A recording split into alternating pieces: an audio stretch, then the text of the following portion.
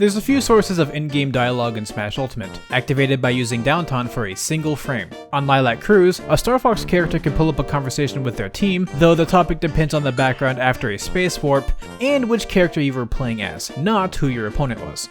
The other Star Fox stages have them too, but they're more simple and only for either Fox or Falco. On Palutena's Temple as Pit, you get Palutena's Guidance, which talks about your opponent character, and is definitely the most fleshed out version of this. And on Shadow Moses Island with Snake, you get the Codec calls, which is also dependent on who your opponent is. However, given that Snake is from Brawl, and they didn't add new conversations for all the new characters since then, if he's facing anyone from Smash 4 onwards, nothing will happen. What's funniest about this is that this also happens for when Ike is using the Radiant Dawn ult. See, in Brawl, Ike could only appear in his Path of Radiance look, and in Smash 4, he was given the Radiant Dawn look instead. And here in Ultimate, you have the option between the two. So I like to imagine that Snake just straight up doesn't recognize Ike in this new look since he missed Smash 4, and that's why the codec calls don't work. But it's really weird to think about how or even why it was coded this way. If it wasn't intentional, then that may imply the Radiant Dawn ult has carryover code from Smash 4, but not Brawl, or something? It's pretty interesting either way.